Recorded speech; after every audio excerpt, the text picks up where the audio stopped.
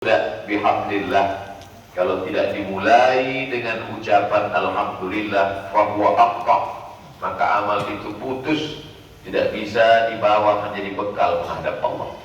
Kita tidak ingin susah payah subuh ini melawan kantuk, padahal hari libur. Banyak juga orang menjadikan ini hari balas dendam, bangun jam 8 kita bisa sampai kemari, maka kita tidak ingin ini sia-sia. Maka diawali dengan ucapan alhamdulillahi rabbil alamin.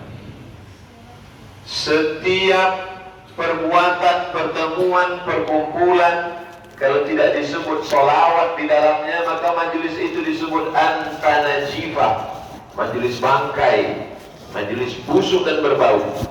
Maka kita juga tidak ingin majelis ini menjadi majelis bangkai. Maka kita ucapkan sholawat, Allahumma salli ala Sayyidina Muhammad wa ala ali Sayyidina Muhammad. Laisa minna, tidak termasuk golongan kami, kata Nabi. Man lam yarham shaghirana, tidak sayang kepada anak-anak, wa lam ya'rif syarafa kabirina, tidak hormat kepada yang tua, tidak sayang kepada yang muda, maka dia bukan umat Nabi Muhammad sallallahu alaihi wasallam. Orang-orang tua yang hadir pada kesempatan ini saya muliakan, anak-anak muda saya sayangi, semuanya tanpa menyebut dimuliakan Allah Subhanahu wa taala. Amin ya rabbal. Pada bulan Mei yang lalu saya diminta untuk datang ke kota paling jauh di dunia, Ujung Pandang, karena diminta menyampaikan tausiah sekaligus doa salah satu pemimpin bangsa yang hari itu hari bahagianya 80 tahun, 15 Mei. Namanya Bapak Dr. Yusuf Kalla. Saya tidak bisa datang karena sudah terikat dengan jadwal. Nanti kalau jadwal saya batalkan, muncul di sosial media membatalkan jadwal yang kecil karena ada yang besar. Jadi saya pun mengirim permohonan maaf. Hari ini ketemu langsung, yang sama-sama kita hormati Ketua Dewan Masjid Indonesia Bapak Dr. Haji Muhammad Yusuf Kalla. Mudah-mudahan panjang umur, sehat badan. Terima kasih yang tak terhingga kepada Ketua Yayasan Keluarga Besar Al-Azhar yang tak dapat saya sebutkan satu persatu, yang tadi diwakili oleh Bapak Muhammad Suhadi beserta seluruh jajaran yang tak dapat disebutkan satu persatu. Kalau disebutkan itu bisa sampai zuhur baru selesai. Kemudian pejuang subuh. Pejuang subuh ini bukan berarti zuhur nggak datang. Nah, ini sekarang lagi tren ini, biker subuhan. Pas ditanya, kalian zuhur kemana? Kami spesialis subuh aja Pak. Pejuang subuh Pondok Indah artinya, kenapa yang dipilih itu momen subuh? Karena yang paling berat itu subuh. Kalau subuh aja datang, apalagi zuhur, apalagi Idul Adha, karena ada kupon kurban di sini. Jadi pejuang subuh ini memaknai satu kata ini, jangan terjebak pada istilah. Pejuang subuh Pondok Indah yang tadi diwakili oleh Prof. Yudi, yang kami komunikasi tidak putus selalu dengan Pak Bustaman. Masya Allah, beliau hampir beberapa, bisa dikatakan hampir setiap hari meyakinkan bahwa saya masih ada. Jadi saya itu, banyak orang bertanya-tanya, Ustadz ini keliling terus, resepnya apa, minum apa, makan apa? Saya bilang, saya tidak ada resep khusus, tidak ada olahraga khusus. Saya panjang umur, sehat sampai hari ini, itu karena didoakan oleh panitia-panitia tabligh akbar. Pasti mereka mendoakan, terutama keluarga besar Al-Azhar, Dewan Masjid, pejuang subuh Pondok Indah. Mereka mendoakan, ya Allah, sehatkan Ustaz Somad, panjangkan umurnya sampai tabligh akbar pengajian subuh Ahad. Setelah itu terserah engkau lah ya Allah. Akhirnya kita pun bisa bertemu di tempat paling baik, masjid, bersama orang baik, orang beriman, Mudah-mudahan kita senantiasa istiqomah dalam kebaikan, dan puncaknya nanti bertemu dengan orang yang paling baik di tempat terbaik, Sayyidina Muhammad SAW di surga Jannatul Firdaus. Mohon maaf, banyak sekali tokoh masyarakat tak bisa saya sebutkan satu persatu karena kadang seperti mirip, takut salah sebut. Tapi dari balik masker ada kelihatan seperti Pak Fuad Bawazir. Betul. Oh iya, berarti mata saya masih tajam. Kalau kami di bumi Melayu, di Minangkabau menyebut biasanya yang besar tidak dihimbau gelar, yang kecil tak disebut nama. Itu untuk mewakili semua. Tapi kalau di beberapa tempat saya selalu menyapa semuanya, hadirin hadirat, muslimin muslimat, mukminin mukminat yang belum kawin dan belum sunat. Nah, itu untuk supaya tidak ada satupun yang berkecil hati, karena semuanya sudah kita sapa. Mohon maaf saya berhenti sejenak karena ada yang ngambil foto tadi. Begitu, kalau ngambil gambar itu mesti jelas. Kadang banyak fotografer ini nggak jelas. Pas lagi saya teriak, habis diambil. Itu diambil buzzer untuk ngejek saya nanti.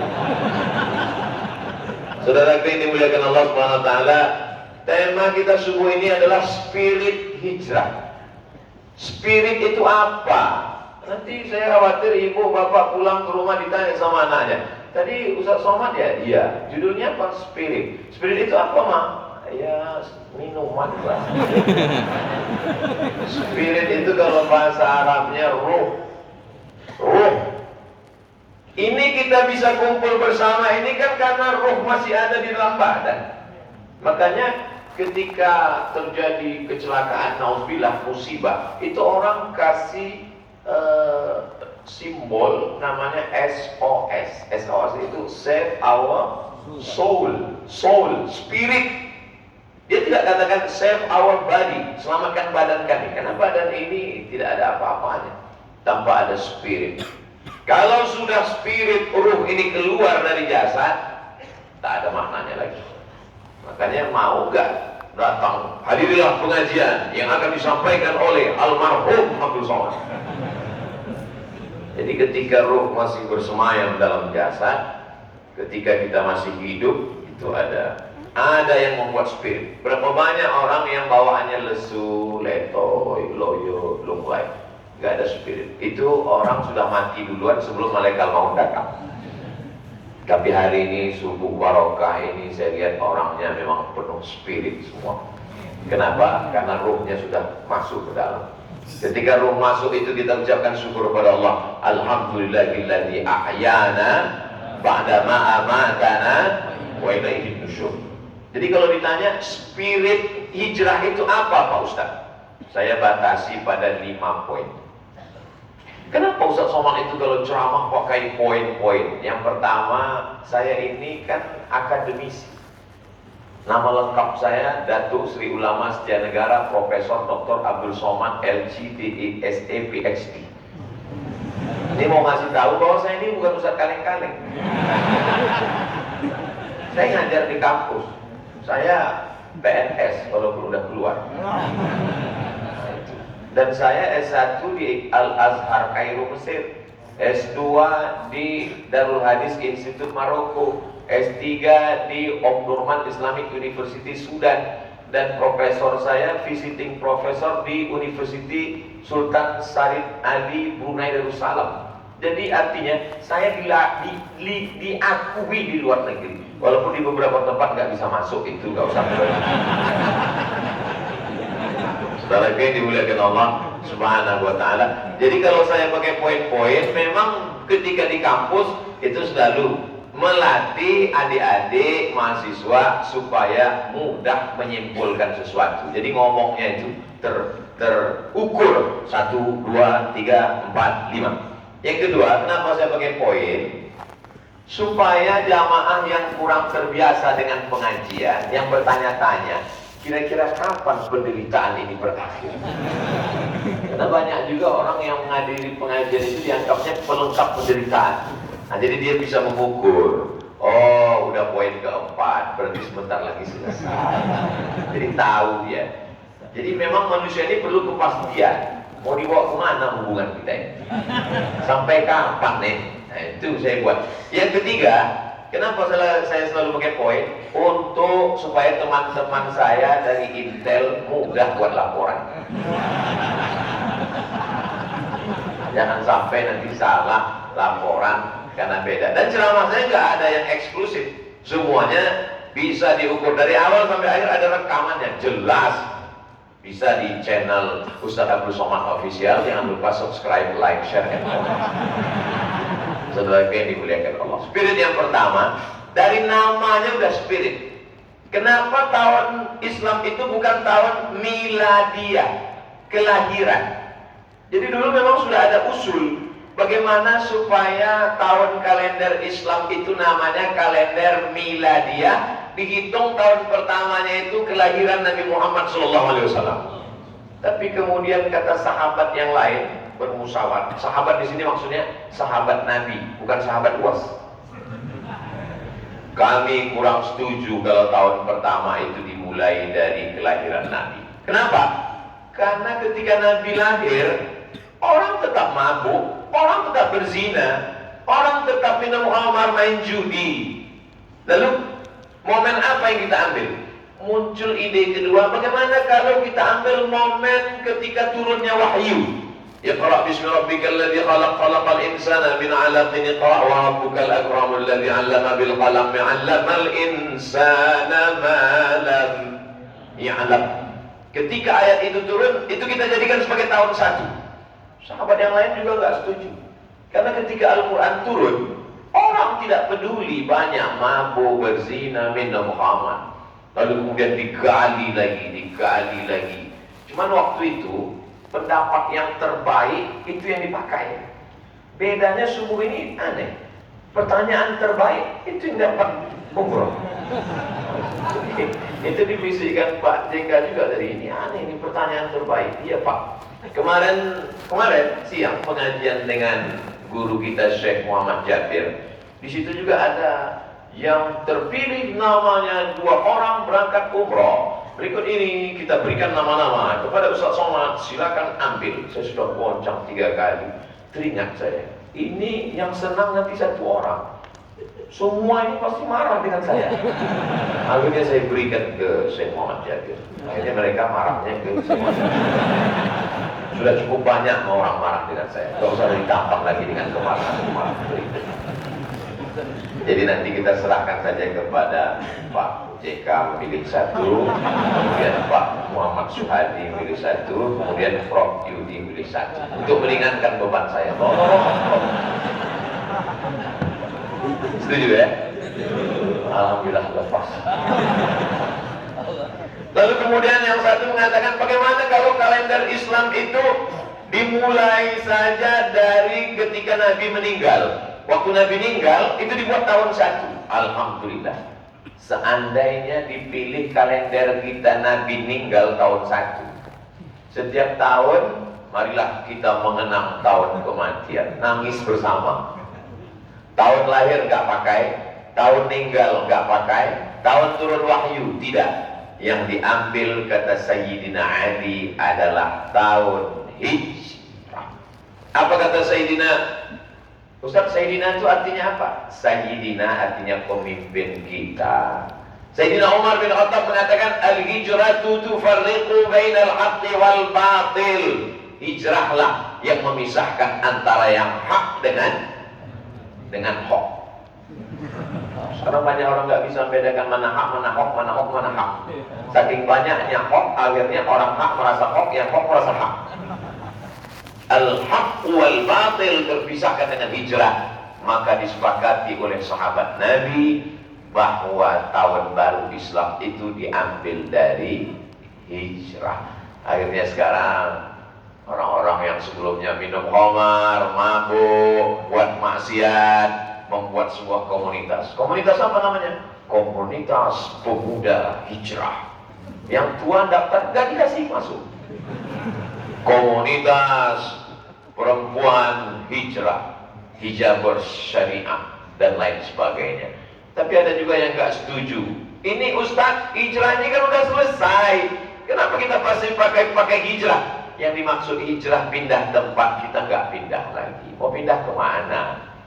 Kita hijrah itu maksudnya adalah al-muhajir, orang yang hijrah, man hajara manahallahu anhu, meninggalkan semua yang dilarang Allah Subhanahu wa taala. Mudah-mudahan dengan hijrah 1444 ini kita meninggalkan semua yang dilarang Allah Subhanahu wa taala. Amin ya rabbal alamin. Ini momen hijrah. Spirit pertamanya adalah pemilihan namanya. Jadi kalau begitu zaman Nabi Muhammad itu nggak ada kalender umat Islam, Pak Ustaz, nggak ada. Makanya kita diajarkan di sekolah, Nabi Muhammad SAW lahir pada tahun gajah. Nggak ada tahun satu, tapi bulannya ada. Muharram, Safar, Rabiul Awal, Rabiul Akhir, Rabiul Awal, Rabiul Akhir, Rajab, Sya'ban, Ramadan, Zulhijjah, Zulqa'dah. Tapi kalender itu tahunnya belum ada. Makanya mereka pakai momen. Sama juga ketika zaman nenek moyang kita dulu yang belum pakai kalender, kalau ditanya, nenek lahirnya kapan? Ya kira-kira setelah Belanda pulang 3 tahun lah. Mereka nggak pakai tahun. Bahkan jangankan zaman nenek moyang kita, saya waktu kuliah itu ada teman saya dekat kursi di samping. Pas kenalan, kenalkan nama saya si Fulan, nggak boleh sebut nama, nanti kena somasi. Kenalkan nama saya si Fulan, saya lahir 1976, kata dia. Selesai perkenalan saya tanya, kamu nggak tahu tanggal dengan bulan? Enggak. Loh, kok tahu tahunnya? Kebetulan mau daftar sekolah, bapak ibu saya nggak nuliskan tanggal bulan. Jadi waktu pulang saya tanya, Mak, saya lahirnya kapan? Kamu lahir waktu pohon kelapa di belakang disambar geledek. Maka dia cari di kampung itu yang momennya sama, ketemu. Ada yang lahir tahun itu, yaitu 1976. Selalu dikaitkan dengan momen. Begitu juga dengan kita. Anak bapak ini lahirnya kapan? Ya, waktu Covid. Anak bapak ibu ini lahirnya kapan? Ya, waktu banjir bandang. Jadi selalu mengaitkan sesuatu dengan momen. Nah, ada juga yang mengaitkan, anak ibu ini lahirnya kapan? Ya, waktu itu, saya lupa, waktu itu heboh-hebohnya Ustaz Abdul Somad sedang diusir. Saudara yang dimuliakan Allah Subhanahu wa taala. Jadi bersama Rasulullah, bersama sahabat selama 10 tahun di Madinah itu nggak ada pakai tahun 1, tahun 2, tahun 3. Kapan muncul keinginan untuk buat tahun? Ketika gubernur bernama Abu Musa al-Ash'ari radhiyallahu anhu, dia sering dapat surat. Orang Persia kirim surat, ada kalender. Orang Romawi kirim surat, ada kalendernya. Orang Kristen Koptik dari Mesir kirim surat, ada kalendernya. Maka dia kirim surat kepada Sayyidina Umar bin Khattab yang ketika itu sebagai Amirul Mukminin. Abu Bakar Siddiq 2 tahun meninggal, naik Umar bin Khattab. Lalu Umar, tolonglah musyawarahkan, kita ini kapan kalender? Apa nanti kalau kirim surat? Akhirnya itu terjadi pada tahun 17 setelah hijrahnya Nabi Muhammad SAW. Akhirnya mereka bermusyawarah, terpilihlah yang terbaik ketika itu adalah momen hijrah. Jadi nanti kalau kita ditanya sama anak, sama keluarga, kalender Islam itu apa namanya? Hijrah. Kenapa momen hijrah? Sudah diceritakan Ustaz Abdul Somad di Masjid Al-Azhar kemarin, panjang ceritanya. Terlalu panjang untuk saya jelaskan, nantilah di kesempatan yang lain. Itu cara menutupi kepikunan kita. Zaman sekarang mudah, gak usah dicatat, gak usah ditulis. Insya Allah selesai tausiah ini, bertebaran video-video pendek yang dipotong oleh anak-anak muda. Dia upload ke Instagram. Tengok aja nanti di Instagram Ustaz Abdul Somad yang followernya hampir 7 juta itu. Maksud saya belum follow ya follow. Itu maksudnya. Begitu juga nanti akan tersebar di TikTok. Memang Ustaz Somad punya TikTok? Aduh, memang susah kalau punya orang nggak punya paket. Ada, kita pakai ini semua sebagai wasilah dakwah, sebagai jalan dakwah. Jadi Ustaz sibuk dong tiap hari main Instagram, main TikTok, main FB. FB ada, Instagram ada, TikTok ada, YouTube ada, tapi saya nggak tahu passwordnya. Semuanya diolah oleh admin. Maka adik-adik jangan tersinggung kalau nggak ada satupun yang saya komen, tapi saya baca itu komen. Saya baca kok. Kadang saya tersenyum, kadang saya marah. Itulah maka untungnya saya nggak tahu passwordnya. Kalau tahu kan hancur di situ. Mudah-mudahan kita terselamatkan dari fitnah medsos ini. Tapi medsos kita jadikan sebagai senjata untuk dakwah, insya Allah. Jadi yang pertama adalah tentang spiritnya pada penamaannya. Yang kedua, penamaan hijrah itu bukan dari wahyu dari Allah Subhanahu wa taala. Hai orang-orang yang beriman, buatlah nama tahun kamu tahun hijrah. Enggak ada. Nabi pun gak pernah ngomong ke sahabat, hai sahabat, nanti kalau aku sudah meninggal dunia kamu bingung mau buat kalender, pilihlah momen hijrah. Gak ada. Tapi ini berdasarkan musyawarah. Wa amruhum syura bainahum. Jadi kalau ada orang mengatakan semua yang tidak ada di zaman Nabi adalah bid'ah, maka tahun baru hijrah adalah bid'ah. Wa kullu bid'atin dhalalah wa kullu dhalalatin finnar. Jadi yang dinamakan dengan bid'ah itu, kata Imam Muhammad bin Idris Asy-Syafi'i meninggal tahun 204 Hijrah, yang disebut dengan bid'ah itu kalau bertentangan dengan Quran, bertentangan dengan sunnah, bertentangan dengan ijma', bertentangan dengan qiyas, bertentangan dengan kebaikan-kebaikan menurut fitrah akal manusia, itu disebut dengan bid'ah dhalalah. Adapun perbuatan yang baik walaupun tidak ada di zaman Nabi, maka dia disebut dengan bid'atu huda atau disebut juga dengan bid'ah hasanah. Dan Nabi berpesan, alaikum bisunnati, ikuti sunnahku, wa sunnatil khulafa'ir rasyidin, sunnah yang dilakukan oleh khulafa' rasyidin. Salah satu sunnah khulafa' rasyidin itu adalah membuat tahun baru hijrah. Umar bin Khattab itu hebat, Bapak Ibu. Gimana hebatnya Umar bin Khattab? Ma masya Umar fajjan qattu illa masya syaitanu fajjan ghaira fajjika. Kalau Umar lewat di suatu jalan, kalau Umar lewat di jalan Sudirman, itu setan nyari alternatif lain. Takut lewat di jalan yang dilewati Jenderal Sudirman, takut melewati jalan yang dilewati oleh Umar bin Khattab. Tapi dalam memutuskan perkara, Umar bin Khattab tetap musyawarah. Jadi amat sangat aneh orang sekarang baru jadi ketua yayasan dan jadi petantang petenteng, memutuskan dengan seenak kepalanya saja. Baru jadi ketua kelas, nggak musyawarah. Umar bin Khattab yang jalannya aja setan nggak berani, ini yang satu perjalanan dengan setan. Allah kadang-kadang lebih parah dari setan.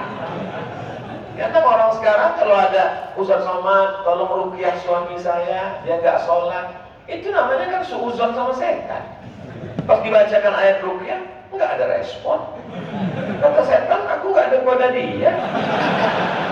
Aku udah lama pensiun, kata setan. Saudara yang dimuliakan Allah Subhanahu wa taala, jadi tidak selamanya salah setan. Saya khawatir kalau setan dituduh terus nanti lama-lama muncul namanya Komisi Perlindungan Setan. Ini orang musyawarah. Ketika Islam sampai ke Afrika Utara, nama gubernur pertamanya Amr bin As. Maka masjid yang tertua di Mesir itu Masjid Amr bin As. Itu ada tradisi di Mesir menghanyutkan anak gadis setiap tahun, dipakaikan pakaian terindah, disolek cantik, dihanyutkan ke Sungai Nil. Kenapa? Karena kalau tidak dihanyutkan ke Sungai Nil, itu air Sungai Nil turun ke bawah. Jadi kalau ada orang sekarang buat sajian kepala kambing, kepala kerbau, rendah seleranya. Jin-jin di Mesir itu seleranya anak gadis, guys. Kata Amr bin As, gubernur Mesir, tidak boleh tradisi menghanyutkan anak gadis ke sungai, ini bertentangan dengan ajaran Islam. Kata orang Mesir, kita nggak bisa menolak tradisi ini, karena kalau kita tidak hanyutkan anak gadis ini, air Sungai Nil menyusut, gandum nggak tumbuh, kita mati, gubernur. Akhirnya Amr bin As kirim surat ke Khalifah Amirul Mukminin Umar bin Khattab. Sayyidina Umar, tolong putuskan perkara kami. Ini tradisi di Mesir menghanyutkan anak gadis ini luar biasa. Umar bin Khattab kirim surat kecil, nanti masukkan surat ini ke Sungai Nil. Amr bin As, gubernur Mesir, penasaran isinya apa. Akhirnya dia buka, dia baca. Tapi jangan ini dijadikan dalil boleh buka surat orang ya. Akhirnya dia baca, isinya min abdillah, dari hamba Allah. Dia tidak katakan dari Amirul Mukminin, dari Khalifah, enggak. Min abdillah, dari hamba Allah Umar bin Khattab. Ila nahrin Nil, kepada sungai Nil. In kunta tajri min qibali nafsik fajri, kalau kau mengalir karena dirimu, mengalirlah. Wa in kunta tajri min qibalillah, kalau kau mengalir karena Allah, mengalirlah. Tapi kalau kau mengalir bukan karena Allah, jangan kau mengalir sampai hari kiamat. Dimasukkan lagi ke amplop, amplopnya dimasukkan ke sungai Nil. Besoknya air sungai Nil naik 16 farsakh, naik ke atas, 8 naik ke atas. Setan-setan Mesir takut dengan Umar bin Khattab. Bisa-bisanya dukun berkawan dengan setan sekarang. Saudara yang dimuliakan Allah Subhanahu wa ta'ala, orang sehebat Umar bin Khattab ini. Ustaz, kisah tentang air ini di mana? Tentang Sungai Nil. Baca judul kitabnya Al-Bidayah wan Nihayah. Penulisnya Pak Ustaz, Imam Abul Fida Ismail Ibnu Katsir. Yang tulis tafsir Ibnu Katsir itu right, betul, tidak salah lagi. Kami udah baca Pak Ustaz, tapi bahasa Arab semua. Baca Arab biar aku aja. Saudara yang dimuliakan Allah Subhanahu wa ta'ala, spirit yang kedua adalah musyawarah. Spirit yang pertama adalah momen hijrahnya itu sendiri. Spirit yang kedua adalah bermusyawarah, memutuskan segala perkara. Rambut sama hitam, isinya macam-macam. Mohon maaf yang putih jangan tersinggung. Kunci dengan ceramah Ustaz Somad itu sebetulnya satu aja, jangan tersinggung. Karena saya nggak pernah ingin nyinggung orang, orang aja yang tersinggung. Beberapa jamaah pulang dari pengajian tersinggung dengan ceramah Ustaz Somad, meninggal. Bukan karena tersinggungnya, karena ajalnya sudah sampai. Tapi kita ingin mati dalam keadaan husnul khotimah. Spirit yang kedua, pada hari Kamis pagi itu ada rapat besar di kantor namanya Darun Nadwah. Dar rumah, Nadwah rumah balai pertemuan semua kepala-kepala suku Quraisy. Semua kepala suku yang mendirikan Darun Nadwah ini namanya Qusay. Qusay ini siapa Pak Ustaz? Muhammad sallallahu alaihi wasallam, anak Abdullah, anak Abdul Muttalib, anak Hashim, anak Abdi Manaf, anak Qusay. Qusay ini orang kaya. Jadi Nabi Muhammad itu adalah keturunan orang-orang kaya. Ustaz Somad keturunan orang kaya? Oh, kami 7 turunan kaya semua. Saya yang ke-8. Lalu kemudian Qusay mendirikan rumah pertemuan, semua orang ngumpul. Pagi Kamis itu kumpullah semua kepala-kepala suku.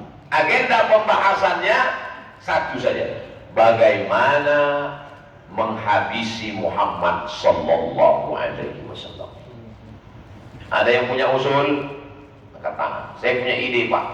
Usulnya apa? Bagaimana kalau Muhammad ini kita asingkan ke tempat yang jauh, supaya dia tidak mengacau stabilitas keamanan nasional kota Makkah. Kata kepala sidangnya, kamu pikir Muhammad ini orang sembarangan? Dia ngomongnya luar biasa, aura kepemimpinannya, punya karisma. Kalau kita kirim dia ke tempat yang jauh, tiba-tiba di sana dia punya pengikut, dia akan pulang kemari, habis kepala kita disembelihnya. Akhirnya ditolak. Ada ide lagi? Saya punya ide. Apa idenya? Bagaimana kalau kita buatkan kotak, sudah paku, kita buat Muhammad SAW di dalam, lalu kita letakkan di samping Ka'bah. Jangan kasih makan, jangan kasih minum, jemur kering sampai mati. Kamu pikir sekeliling ini nggak ada follower dan subscribernya? Itu bahasa saya saja. Kamu pikir nggak ada simpatisan Muhammad SAW di sekeliling kota Makkah ini? Sekeliling Makkah ini banyak yang ikut, cuman sekarang mereka diam. Satu saat mereka akan bangkit. Kalau sampai mereka melihat ini Muhammad SAW tertekan, hati-hati. Akhirnya, jadi ternyata orang kafir musyrik jahiliyah itu pun musyawarah.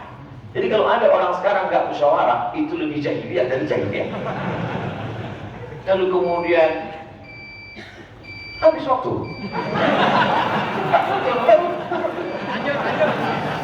Ustaz Somad, itu tanda matahari sudah terbit. Itu hebatnya di Masjid Al-Azhar, matahari terbit ada yang bunyi.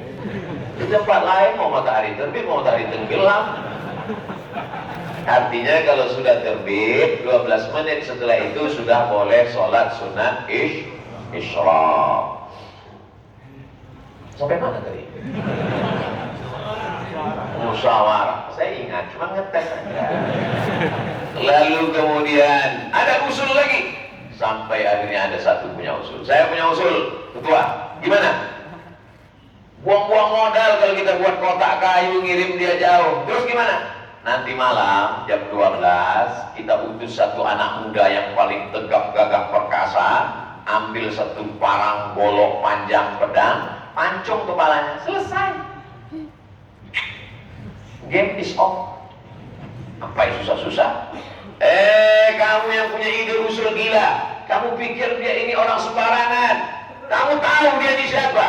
Muhammad bin Abdullah bin Abdul Muttalib bin Hashim bin Abdi Manaf bin Qusay, keturunan Adnan, keturunan Ismail, anak kandung Ibrahim alaihissalam. Mengalir darah Nabi dalam dirinya. Kalau sampai dia terbunuh, maka satu Makkah bergejolak akan membalas dendam. Akhirnya sidang deadlock buntu. Jangan malah kita lanjutkan setelah yang satu. Nah, kalau di TV gitu ada iklannya. Di Al-Azhar kita teruskan. Akhirnya bagaimana? Karena tidak ada lagi ide cemerlang. Oh, kata ketua sidang, saya punya ide kalau begini. Jadi gimana caranya? Kalau satu orang membunuh, satu yang akan ditangkap. Jadi gimana caranya? Setiap suku kirim anak muda.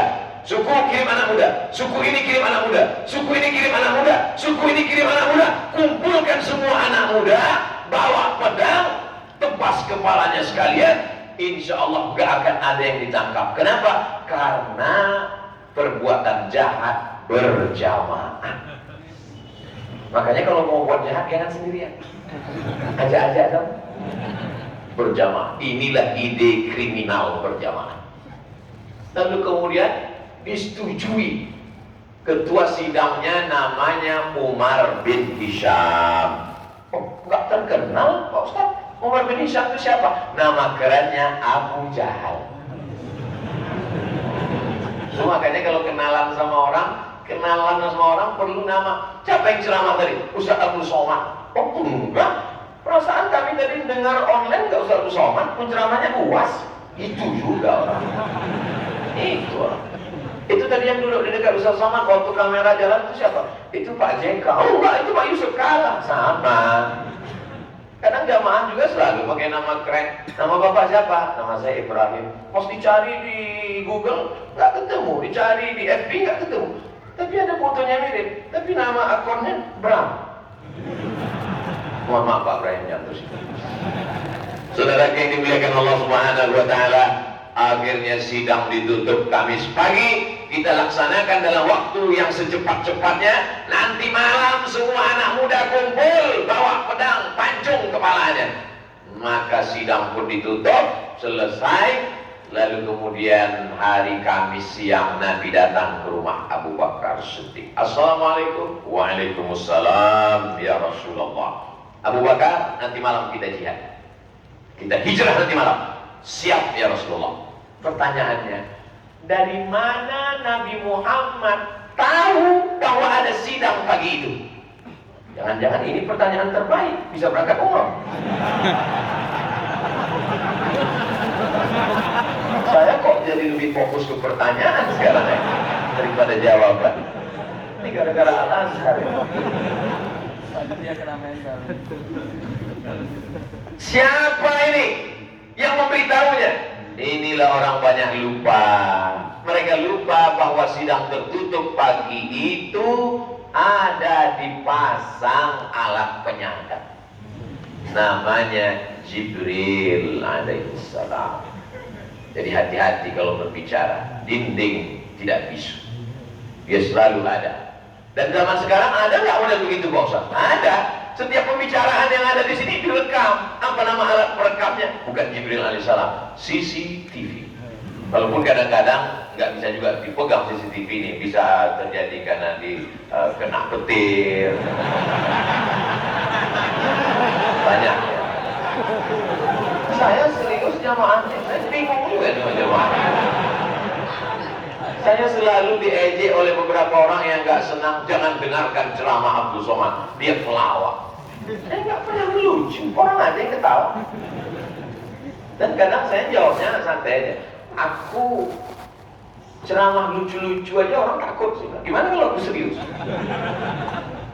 Tidak banyak masjid yang mau nerima saya. Banyak orang takut. Tapi Masya Allah Al-Azhar ini luar. Memang betul, ini namanya Masjid Perjuangan. Allahu Akbar. Allahu Akbar. Saudara yang dimuliakan Allah Subhanahu wa Ta'ala, Nabi Sallallahu Alaihi Wasallam sedang mengajarkan kepada kita tentang spirit yang ketiga, yaitu berstrategi. Maka disusunlah, ada yang tidur di tempat tidur Nabi. Siapa yang tidur di sana? Sayyidina Ali bin Abi Thalib. Ada yang menemani di Jabal Sur. Siapa di sana? Abu Bakar Siddiq. Nggak usah terlalu fokus ke jawaban, karena yang akan dipilih nanti pertanyaan. Nggak usah berkecil hati kalau nggak bisa jawab. Ada yang membawa berita. Ini berita hiruk pikuk di Makkah. Muhammad hilang, sallallahu alaihi wasallam. Mana dia? Ada yang hiruk pikuk berita, mencari berita di siang hari, malam dia naik ke atas. Namanya Abdullah. Inilah pentingnya update status. Ada yang pura-pura mengembala kambing di bawah, pura-pura mengembala kambing, tapi matanya melihat. Mana tahu ada musuh naik ke atas. Siapa ini? Amir bin Fuhairah, bukan Intel. Amir bin Fuhairah namanya. Dia mengawasi di bawah. Dan Nabi selama 3 hari 3 malam. Malam Jumat, malam Sabtu, malam Ahad. Ahad malam Senin baru pergi. Kenapa gak langsung aja berangkat? Berstrategi. Ini banyak orang sekarang gak berstrategi. Bismillahirrahmanirrahim. La haula wala quwata illa billah. Kalau tidak mati, kata Allah, tidak mati. Memang nggak mati, Beb, tapi setengah mati.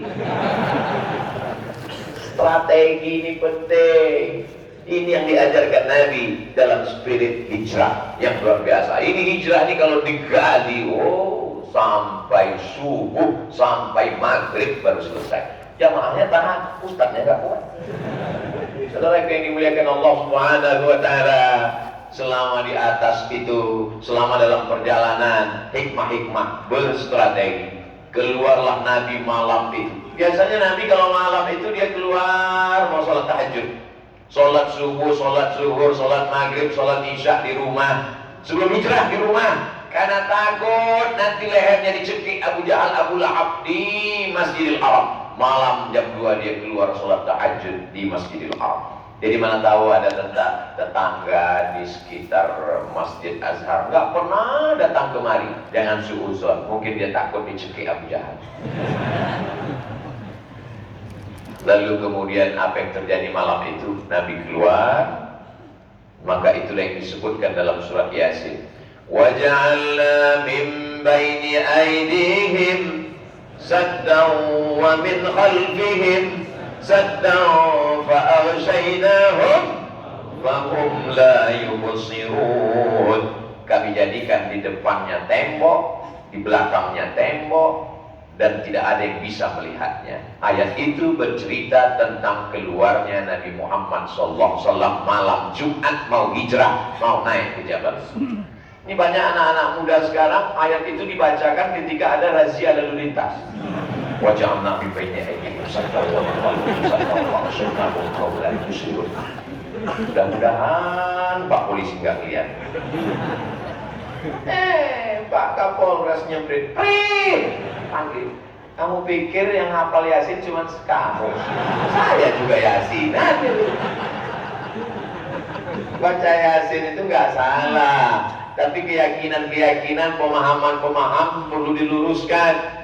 La tuqra'u fi amrin asirin. Kalau surat Yasin dibacakan pada perkara yang sulit, yang susah, yang payah, illa yassarahullah, dimudahkan Allah urusan itu. Begitu kata Imam Abdul Fida Ismail Ibnu Katsir dalam muqaddimah tafsir surat Yasin dalam tafsir Al-Qur'anil Azim. Tapi ketika membaca surat itu menetes air mata. Kenapa? Mengenang hijrahnya Nabi Muhammad sallallahu alaihi wasallam. Berstrategi. Sekarang banyak dakwah tanpa strategi, tanpa komando, tanpa komandan. Al-haqqu bila nizam yaghlibuhul batil bin nizam. Kebenaran yang tidak diperjuangkan dengan strategi akan dikalahkan oleh kebatilan, tapi diperjuangkan dengan strategi. Ketika kalah kebenaran, orang berkata, mana Tuhan? Mana Tuhan? Ente berani nama Tuhan? Iya kalau Tuhan yang datang. Kalau mereka mau, bukan masalah Allah tidak menolong. Allah menolong, tapi tidak cukup syarat untuk turunnya pertolongan Allah Subhanahu wa ta'ala. Nasrun minallah wa fathul qarib, hasbunallah wa ni'mal wakil, ni'mal maula wa ni'mal nasir, la haula wa la quwata illa billah. Tapi setelah strategi yang matang. Apa strategimu menghadapi tahun 1444? Saya serahkan aja sama Allah, Pak Ustaz. Apa ini? Anak-anak muda mesti berstrategi bagaimana berdakwah kepada pemuda, bagaimana berdakwah, bagaimana pejuang subuh. Masjid-masjid di Indonesia yang kosong subuhnya, mau belajar tentang strateginya, segera datang temui pejuang subuh Pondok Indah. Hubungi nomor kontak berikut ini supaya menjadi amal jariah, insyaallah. Amin. Bagaimana strategi sehingga Al-Azhar ini menjadi besar? Setiap provinsi ada masjidnya, ada lembaga pendidikannya, bahkan sampai ke Amerika, ke Eropa. Apa strateginya? Silakan datang, belajar, bukan sekedar hanya pengajian dan tabligh akbar. Yang ke berapa sekarang? Oh cepat aja, kelima. Masih 4, saya ingat, bukan lupa, cuma ngetes saja kira-kira jamaah ini masih ingat apa enggak. Yang keempat adalah memperlihatkan bagaimana cintanya sahabat Nabi kepada Rasulullah sallallahu alaihi wasallam. Ada tempat tidur, tugasnya cuma tidur. Satu lagi jalan kaki naik ke atas Jabal Zur, tempat Nabi menerima wahyu, Jabal Nur. Tempat Nabi hijrah transit, Jabal Nur. Ini jamaah haji baru pulang, cerita ke tetangga, kemarin saya naik ke Jabal Nur. Padahal dia naik ke Jabal Nur. Yang cerita lupa, yang dengar nggak tahu. Sama-sama, nggak apa-apalah selama masih benar Pak Ustaz. Ya. Jabal Zur, ada yang naik ke atas Jabal Zur, sulit, berat, terjal, tidak pakai lampu, takut ditangkap kafir musyrik Quraisy. Kira-kira kalau disuruh pilih antara dua, mau tidur di tempat tidur Nabi atau ikut naik ke atas? Saya di tempat tidur Pak Ustaz. Resikonya guys, semua bawa pedang, jadi keripik, habis itu kepala.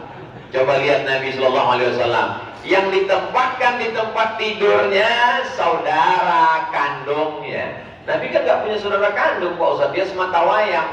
Siapa yang menjaga membesarkan dia setelah bapak, ibu dan kakeknya meninggal? Abu Thalib. Abu Thalib punya istri namanya Fatimah.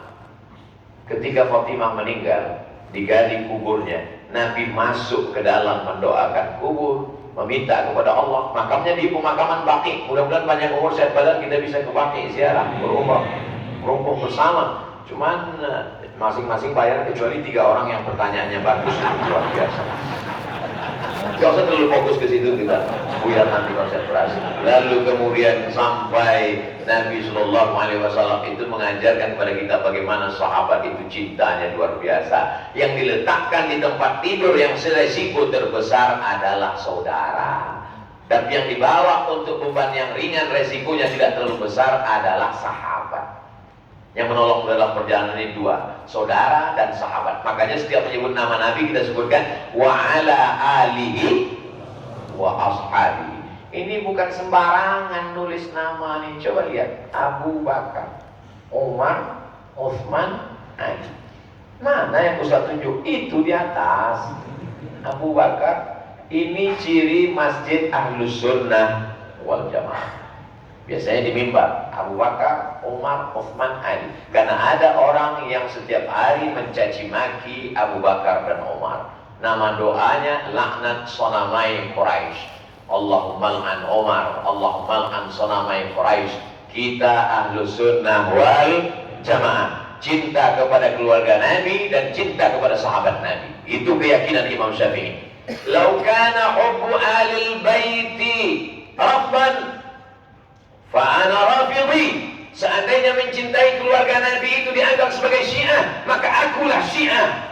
Seandainya mencintai sahabat Nabi itu dikatakan nasibi, aku nasibi. Makanya kita dua-duanya kita pakai wa ala alihi wa ashabihi. Sallallahu ala Muhammad, sallallahu alaihi wasallam, sallallahu ala Muhammad, sallallahu alaihi wasallam. Salawat kepadanya wa ala alihi wa sahbihi, tanpa pengecualian, ditutup di ujung wa ala alihi wa sahbihi ajma'in. Kenapa Abu Bakar? Abu Bakar kan resikonya nggak mati Pak Ustadz. Sampai naik ke atas, gelap gulita tengah malam, nggak pakai obor, nggak pakai lampu. Ketika akan masuk ke dalam gua itu, Abu Bakar menahan. Jangan masuk ya Rasulullah. Kenapa kata Rasulullah? Biar aku yang masuk ke dalam.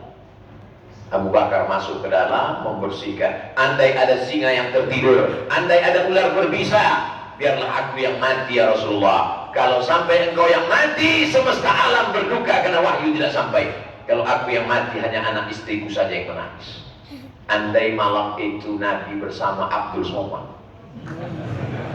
ya Rasulullah silakan masuk. Kalau engkau yang masuk, ada Jibril, ada Mikail, ada Israfil, ada Israel, ada malaikat bersamamu. Andai aku, jangankan Satpol PP pun gak ada yang ngawal ya Rasulullah. Masuklah Rasulullah. Jadi jangan kita cemburu kalau disebut Abu Bakar Siddiq di atas sholat tarawih. Ketika disebut Al-Khalifatul Awwal Sayyiduna Abu Bakrin Siddiq, lihat, tanpa dikomando, langsung jamaah radhiyallahu anhu. Tapi ketika protokol kita tadi memanggil, berikut ini mari kita dengarkan tausiah yang akan disampaikan oleh Al-Mukarram Ustaz Abdul Somad. Gak ada satu pun yang mengatakan radhiyallahu anhu. Karena Abdul Somad baru ngaku raditu billahi rabba wa bil islami dina wa bi Muhammadin nabiyya wa rasulah. Dia belum sampai ke tingkat Abu Bakar Siddiq yang rela nyawanya. Setelah dia yakin tidak ada bahaya di dalam, masuklah ya Rasulullah. Nabi pun masuk. Nabi tertidur di atas paha Abu Bakar. Kepala tengkuk Nabi, dia sandar. Tertidur Nabi. Abu Bakar tidurnya di mana? Abu Bakar duduk. Di mana dia duduk? Di tepi dinding. Kenapa dinding itu yang dia pilih? Karena keliling gua itu yang berlobang. Dia duduk, dia takut ada apa-apa. Lalu kemudian tak lama setelah Nabi tertidur, Nabi terbangun. Kaget Nabi. Ada apa ya Rasulullah? Ada air menetes. Hujan tidak mungkin, gua batu, panas kering gak mungkin embun. Air apa nih Abu Bakar? Kata Abu Bakar, aku tidak bisa menahan air mata ya Rasulullah. Kenapa kau menangis? Dari lubang ini keluar binatang berbisa menyengat di bawah. Jadi kalau mau dapat detail Abu Bakar Siddiq, cari pulang dari sini ular berbisa, sengatkan ke kakimu dan kau tak mampu bergerak melawan hanya satu yang kau gerakkan. Tanganmu tak bergerak, kakimu tak bergerak karena cinta kepada Nabi Muhammad. Tapi air matamu tak bisa kau tahan. Air mata tak bisa ditahan. Air mata kecintaan. Makanya kata Nabi, la tasubbu ashabi, jangan kau caci maki sahabatku. Lau anfaqa ahadukum mithla Uhudin zahaban, seandainya di antara kalian ini ada yang bisa bersedekah emas sebesar bukit Uhud, tidak sampai setengah tapak tangan Abu Bakar Siddiq. Mudah-mudahan kita bersama nanti berjumpa dengan Abu Bakar Siddiq. Banyak orang berdoa sekarang, wah adkhilnal jannata ma'al abrar. Masukkan aku ke dalam surga bersama Abu Bakar Siddiq ya Rasulullah. Kata Abu Bakar, maksud Allah? Abu Bakar itu punya anak namanya Asma. Siapa namanya? Pakai alif panjang, Asma. Kalau nggak pakai alif, itu sesak napas. Abu Bakar Siddiq punya ayah namanya Abu Quhafah. Abu Quhafah ini nggak Islam, benci dengan Nabi, tapi akhirnya dia masuk Islam. Ujung-ujungnya setelah Nabi menang masuk Islam. Memang semuanya kalau udah menang jadi saudara. Lalu kemudian datang dia menemui, Asma, ya kakek, habislah emas bapak mau dibawa Muhammad ya? Enggak kek. Kalau memang betul emasnya masih ada, mana emasnya? Datang Asma, dia ambil batu, dia masukkan ke kain. Coba pegang kek. Kakeknya pegang. Oh iya masih ada. Abu Quhafah itu buta. Dia nggak bisa lihat. Dia pegang. Oh iya masih ada. Padahal batu di dalam. Emas itu semua sudah dibawa berjuang. Kira-kira kalau emas di dalam kain bisa dipegang itu berapa kilo? Ini bisa juga jadi pertanyaan. Berapa kilo kah emas yang dipegang? Saya terus terang selama ceramah belum pernah konsen ke pertanyaan seperti ini. Bisa tonton tausiah. Jadi kalau ada orang ingin bersama dengan Abu Bakar, supportlah pembangunan Masjid Al-Azhar dimanapun berada, terutama yang sedang proses pembangunan sekarang. Betul? Dibangun rumah yang besar, akan tinggal diambil oleh ahli waris. Anakmu tidak terlalu bersemangat, tapi menantumu sudah lama mengincar.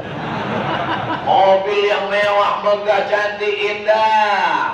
Begitu kau mati akan diambil oleh dialer karena bayar DP saja. Tapi yang kekal abadi adalah Masjid Al-Azhar sampai hari kiamat, insya Allah. Ustaz Abu Somad ceramah di Masjid Al-Azhar, ya di Jakarta. Ustaz Abu Somad ceramah di Masjid Al-Azhar, ya.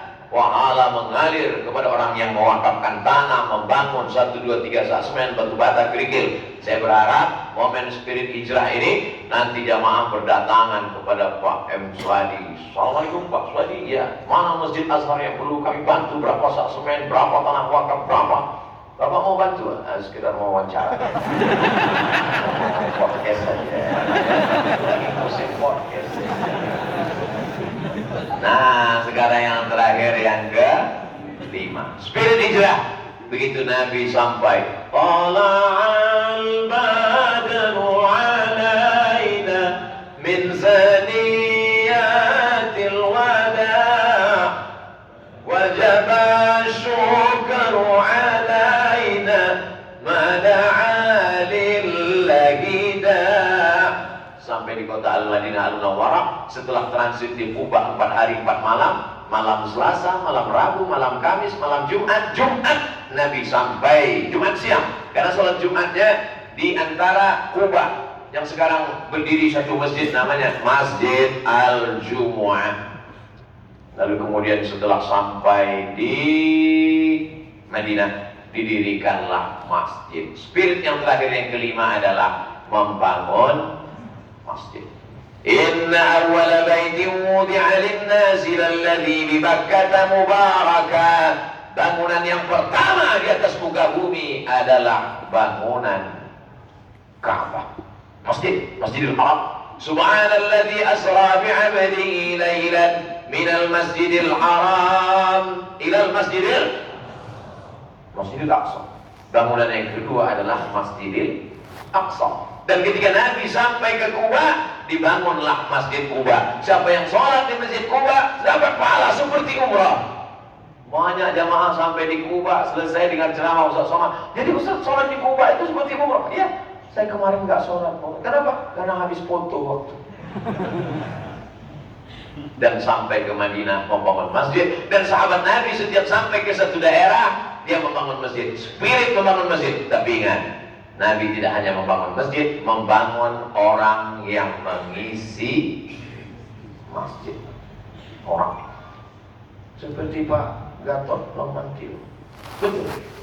Masya Allah, saya takut ragu, mata saya ini kurang awas. Masya Allah, tabarakallah. Pertemuan kita ini termasuk pertemuan orang-orang baik di dalam masjid. Allahu Akbar. Ustaz kenal dengan Bapak Fulan. Alhamdulillah kenal. Di mana ketemunya? Di masjid. Papa. Ya, itu teman Papa. Itu teman Papa. Ketemunya di mana? Dulu waktu Papa kecil dibawa oleh kakek kamu di masjid. Waktu itu ada, Masya Allah. Siapa yang ceramah? Waktu itu Ustaz Somad. Ustaz itu di mana sekarang? Innalillah wa inna ilaihi raji'un. Betapa indahnya cerita tentang anak kita bercerita tentang kita. Berapa banyak bapak-bapak, ibu-ibu nggak banyak cerita dengan anaknya sekarang. Mama, ya. Mama ketemu dengan teman mama di mana? Gak usah tanya. Pas ditanya temannya, itu saya teman mama kamu. Kenal dulu di mana? Kami sama-sama sakau dulu. Nah, alhamdulillah. Mudah-mudahan kita selalu ketemunya di masjid. Amin. Mengurus masjid. Amin. Memakmurkan masjid. Amin. Jangan kelahi di masjid. Kelahi hanya gara-gara telunjuk. Yang satu asyhadu an la ilaha illallah. Yang satu asyhadu an la ilaha illallah. Saya Pak Ustaz paling marah saya kalau melihat telunjuk bergerak. Tapi melihat orang minum khamar dia diam. Melihat orang buat maksiat dia diam. Inna syaitana qad ya'isa an ya'mudahul musallun. Setan sudah putus asa melihat orang sholat. Kalau sudah orang sholat, kata setan, aduh, aku udah putus asa untuk menggodamu menyembah berhala Lata, Uzza, Manat, Hubal, Jibti, Tahut, Naham. Tapi dia akan masuk dari pintu yang lain. Permusuhan. Imamnya satu, kiblatnya satu, masjidnya satu, Allahnya satu, nabinya satu, Qurannya satu.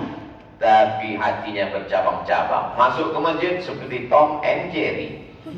Masuk ke masjid yang dicari bukan di mana tempat mau sholat tahiyatul masjid. Kita tengok musuh saya di mana.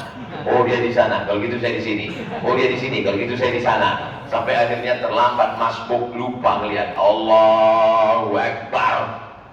Pas tasyahud baru sadar. Oh dia di samping. Akhirnya masa doa ngadap sana terus. Apa ini? Wa'tasimu bihablillahi jami'a. Bersatulah kamu berpegang teguh di jalan Allah. Bersatu dalam la ilaha illallah Muhammadur Rasulullah. Itu 5 spirit hijrah. Saya tahu ada yang lebih dinanti daripada tausiah. Pertanyaan. Tapi saya sudah lepas beban. Karena pertanyaannya akan saya serahkan kepada Pak JK, Pak M. Suhadi, dan Pak Prof. Yudi. Plong rasanya, saya tinggal baca aja. Bagaimana cara mempertahankan spirit hijrah pada saat ini dengan kondisi yang sangat dinamis, Pak Ustadz? Setelah hijrah, berjamaah. Setelah berjamaah, istiqomah. Setelah istiqomah, husnul khotimah. Sudah hijrah? Alhamdulillah. Jangan lupa berjamaah. Jangan sendirian. Jangan sendirian. Karena yang sendirian itu jomblo. Tapi tetap berjamaah. Apapun nama jamaahnya datang. Komunitas pejuang subuh, komunitas Al-Azhar, komunitas apapun, berjamaah. Hijrah, berjamaah, istiqomah, pasti husnul khotimah. Itu janji Allah SWT. Allah kalau sudah berjanji, innaka la tukhliful mi'ad. Kalau malam-malam komunitas tiba-tiba datang nelpon, udah sholat tahajud belum? Kamu kok belum pakai celana panjang nutup aurat, anakmu kok nggak pakai hijab? Jangan marah. Ini sekarang banyak orang kalau ditegur sama komunitas dakwah, urus aja surgamu, jangan urus nerakaku. Langsung dibuat baju kaos di belakang, urus surgamu, jangan urus neraka. Kalau ada teman kita ngajak tahajud malam, dia ingin masuk surga bersama. Aku sebetulnya bisa masuk surga, cuman kalau nggak ada lu nggak rame, Beb. Itu tanda dia sayang, jangan marah. Saya malah senang sekali kalau ada jamaah WA malam, Ustaz, di tengah malam yang Masya Allah khusyuk ini, aku mendoakan engkau Pak Ustaz. Sebetulnya dia mau ngecek juga, ini Ustaz tahajud apa enggak? Hijrah, berjamaah, istiqomah, husnul khotimah. Nama saya Bapak Tit, ada sensornya, dari Makassar, Sulawesi Selatan. Apa upaya kita sebagai dai agar para dukun-dukun bisa hijrah dan bertaubat? Saya berharap kepada dukun-dukun yang sudah hijrah, buatlah komunitas dukun hijrah. Nanti kita buat tabligh akbar bersama, lalu kita bongkar kejahatan dukun-dukun ini. Saya tinggal ceramahnya. Man ata kainan, siapa yang datang ke dukun, fasaddaqahu bima yaqul, percaya pada omongan dukun, falam tuqbal lahu salatun arba'ina lailah, tak diterima salatnya 40 hari 40 malam. Ketika kecurangan dukun dibocorkan, lalu kemudian customer mulai nggak datang berkurang, mereka nggak nyantet, malah lapor polisi. Emang dukun ini lucu-lucu. Kalau memang bisa nyantet, kenapa nggak ente santet? Kenapa lapor? Aduh, capek deh. Jadi dakwah jangan pernah berhenti. Abdul Somad dari dulu sebelum heboh-heboh ini, pada zaman Umar bin Khattab, Abu Bakar sudah kita bahas, Umar bin Khattab membuat razia dukun. Satu hari dipancung, pernah memancung potong kepala 3 dukun karena dihukum kafir murtad karena sudah menyembah setan. Dukun-dukun yang ditangkap dirazia 3 hari. Tangkap, tanya 3 hari. Tangkap hari Ahad, hari Senin tanya, sudah tobat? Belum. Hari Selasa, tobat? Belum. Hari Rabu, tobat? Belum. Selesai. Andai didirikan hukum Islam, sudah lama dukun ini selesai. Gak sempat dia hidup di zaman sekarang. Oh, ini melanggar hak asasi manusia. Eropa pada masa Renaissance abad ke-15, demokrasi, maka pada saat itu ada razia, dukun-dukun ditangkap, dibakar hidup-hidup. Jadi kalau hari ini ada orang mempermasalahkan perdukunan, maka sesungguhnya dia layaknya hidup di zaman batu. Mudah-mudahan para dukun bertobat, insya Allah. Sekarang anak-anak muda, ada anak muda naksir sama cewek, lalu hai adik, apa kata cewek? Miskin kucing kurap. Cinta ditolak, dukun bertindak. Padahal sudah sekolah, udah kuliah. Ini namanya bodoh yang terpelihara. Mau naik jabatan, ke dukun. Dagangan tidak lancar, ke dukun. Jadi dukun ini sebetulnya dia pun yakin karena pasien ini. Dia sebetulnya udah lama mau tobat, tapi karena datang terus orang enggak, nanti lah tobatnya. Untuk pemuda sekarang, bagaimana agar bisa menjadi pelopor hijrah seperti para nabi, seperti ustaz? Jangan seperti saya. Jadi saya ini berat, biar aku aja. Seperti Pak Yusuf Kala, tanya Pak JK, bagaimana bisa seperti beliau terus aktif bersemangat. Aktif beliau, saya tidak tahu keaktifan beliau, tapi zahir dan batin beliau aktif. Zahirnya darah, palang merah. Bayangkan kalau orang sampai nggak punya darah, mati. Batinnya Dewan Masjid Indonesia, zahir dan batin. Saya khawatir kertas ini terpilih nanti. Tapi kita serahkan aja sama mereka. Nama Bapak Fulan. Menurut data statistik 2022 jumlah penduduk Indonesia untuk laki-laki 133 juta, perempuan 136 juta. Peluang guys. Mohon maaf Bu, saya cuma mancing mereka aja. Yang ingin saya tanyakan, kalau jodoh 1:1, perempuan yang lebih banyak 3 juta ini ada jodohnya kah? Banyak sekarang anak-anak muda dinanya, Ustadz, gimana tandanya dia jodoh saya? Apakah jodoh itu takdir? Yang penting ente usaha, ikhtiar, sukses, berhasil. Saya yang gak seganteng kalian, yang kurus kering hitam begini, coba kalian lihat itu komen-komen di medsos, di Instagram, Ustadz jadikan aku yang kedua dong. Ini kalian kalau tetap juga nggak nikah, ini bisa silap saya di lama-lama. Kok bisa kalian cuma nanya-nanya aja, action. Tapi jangan mentang-mentang udah ngaji semangat spirit hijrah, pulang dari sini langsung tantang tenteng hari Ahad langsung datang, Pak, aku ingin meminang anakmu dengan bismillah. Mohon maaf ya dek, udah ada yang ingin minang dengan surat Ar-Rahman. Oh, dalam bismillah kepedean. Makanya kalau minang anak gadis orang itu jangan sendiri, bawa kiai. Saya aja saya bawa kiai. Kiai yang ngomong, kita tinggal tenang. Apa kata kiai Hasan? Ngomong kata kiai, kamu yang tabligh akbar menggelegar, ngomong. Enggak kiai aja. Bawa Pak JK. Apalagi kalau antum bawa apa, Masya Allah, beliau jenderal, pasti diterima. Jangan bawa saya. Kalau saya kalian bawa saya yang diterima.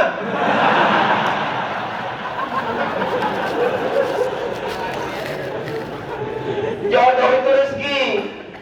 Jodoh itu rezeki, sama seperti ini rezeki saya, ini jodoh saya. Kalau nggak jodoh nggak ketemu.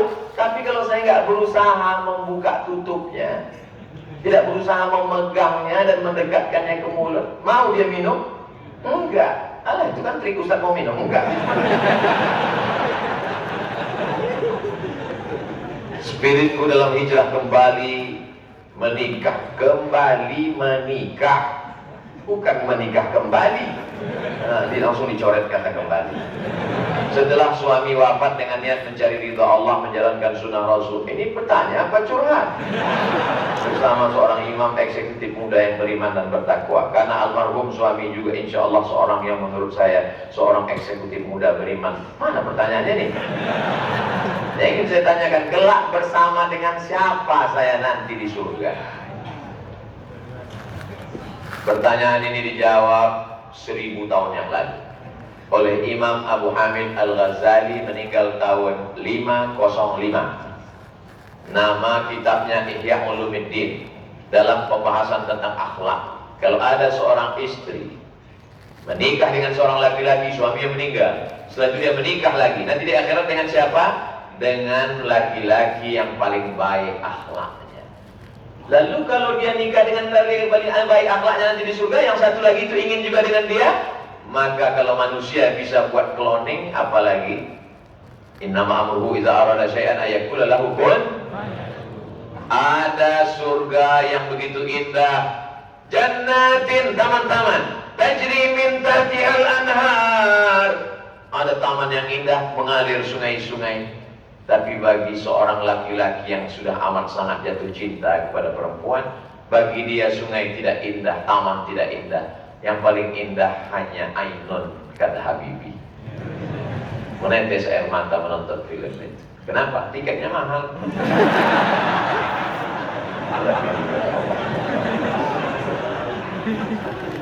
Orang selalu ingin dengan bersama sampai mati. Until jannah ya besti. Kita sampai ke surga, betul. Itu yang diinginkan. Tapi ada juga sebagian laki-laki kadang buat pertanyaan, Ustaz Somad, nanti kalau saya meninggal, apakah saya dengan istri saya ini juga di surga? Memangnya kenapa Pak? Di dunia aja saya nggak tahan. Wa naza'na ma fi qulubihim min ghillin. Kami akan cabut rasa benci di dalam hati mereka. Nanti di surga itu hanya ada rasa cinta dan sayang. Orang yang merasa cinta dan sayanglah yang akan bertemu dengan makhluk tercinta dan tersayang di tempat penuh dengan cinta dan kasih sayang. Surga Jannatul Firdaus. Mudah-mudahan kita bersama di surga Jannatul Firdaus.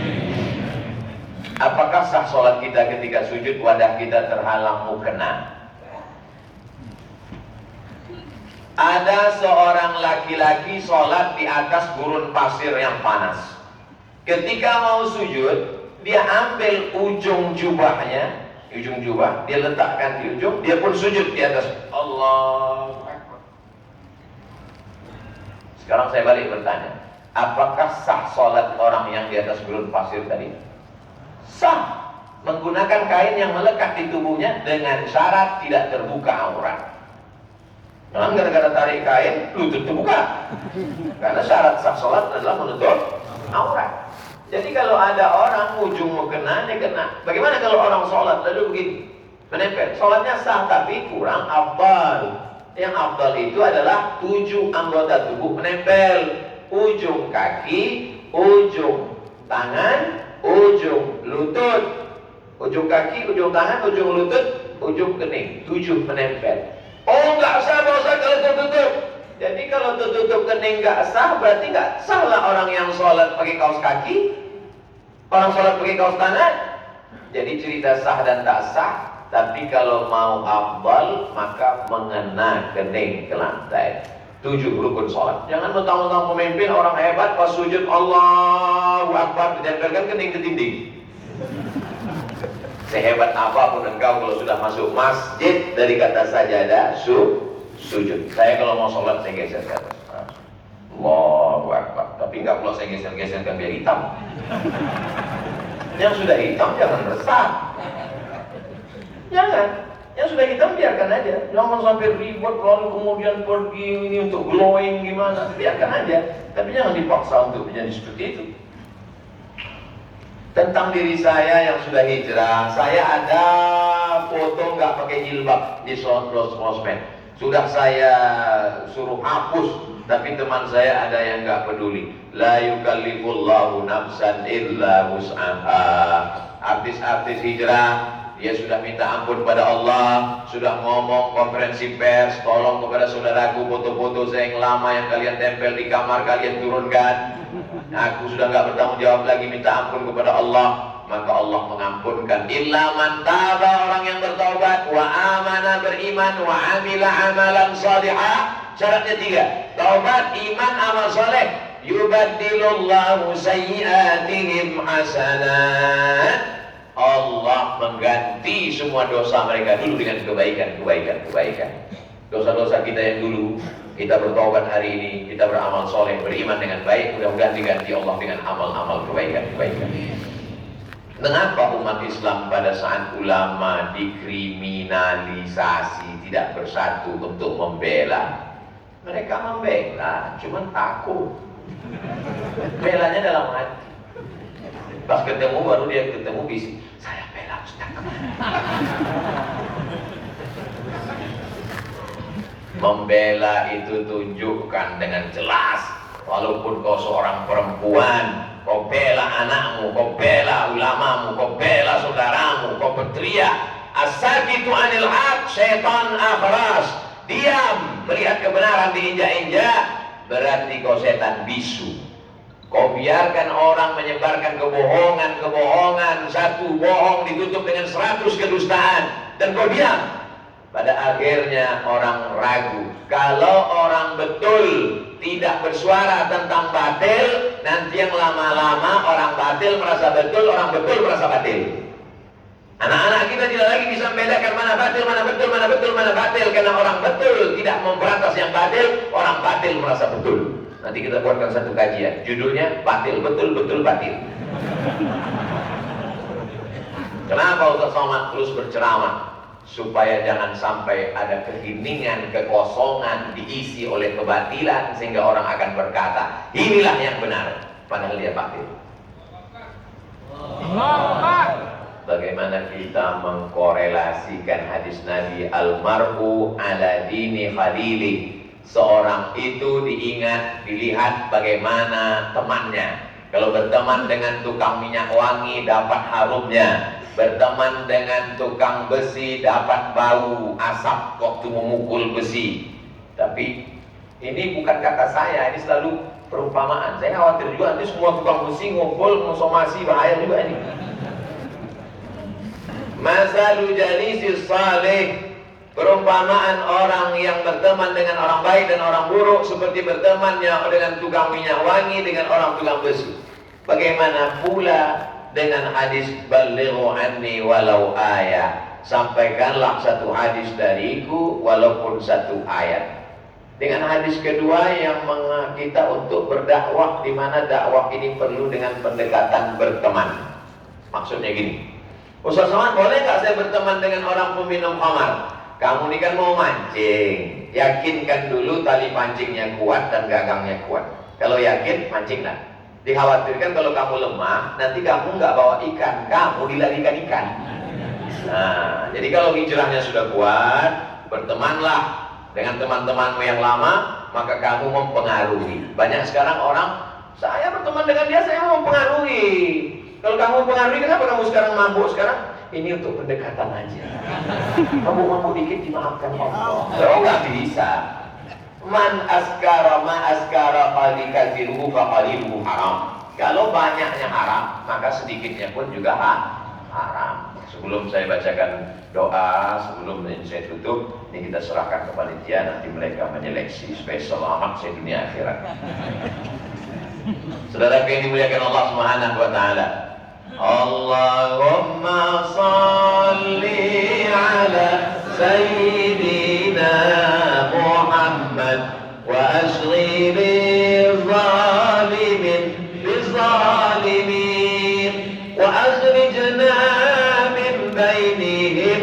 سالمين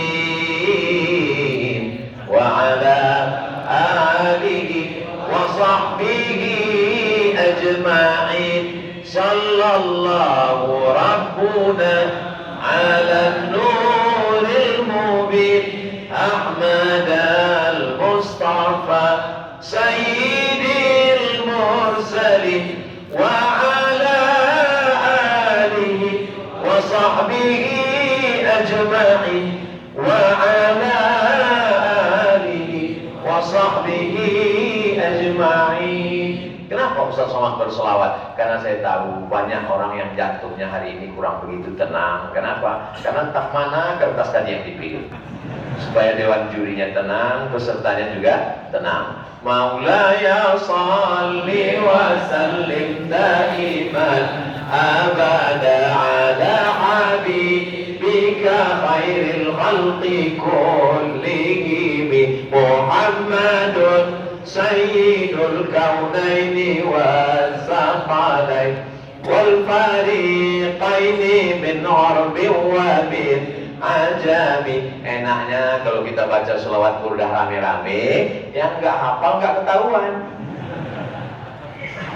Maulaya salli wa sallim daiman abada ala habibika khairil khalqi kullihim balligh maqasidana waghfir lana ma madha ya wasi'al karami ya wasi'al karami maulaya salli wa sallim daiman abada ala habibika khairil khalqi kullihim antal habibul ladzi turja syafa'atuhu likulli haulin minal ahwali muqtahami.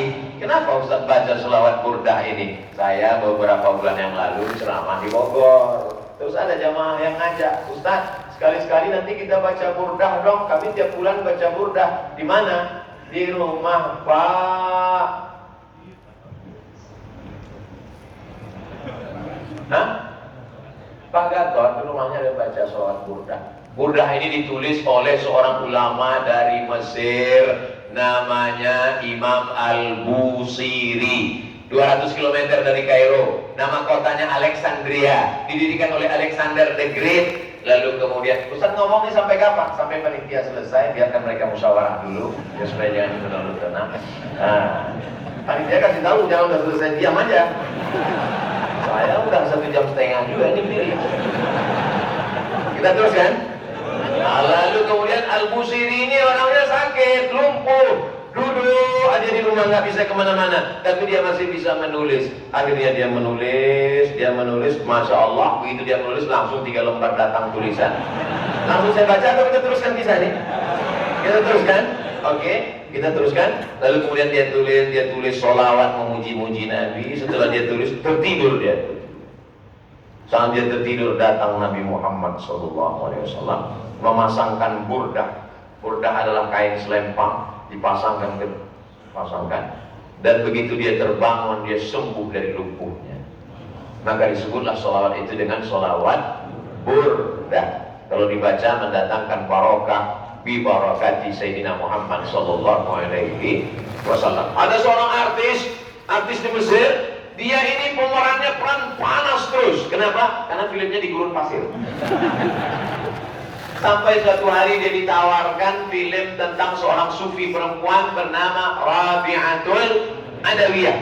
Dan dalam cerita Rabi'atul Adawiyah itu, Rabi'ah itu selalu berselawat. Maka dia pun saat main film itu berselawat, Allahumma sholli ala sayyidina Muhammad. Di luar film pun terbawa-bawa. Sampai akhirnya suatu malam dia bermimpi datang Nabi Muhammad SAW. Karena kau selalu berselawat kepadaku, maka aku memberikan syafaat kepadamu. Ternyata pura-pura selawat pun dapat juga syafaat. Apalagi kalau selawat beneran.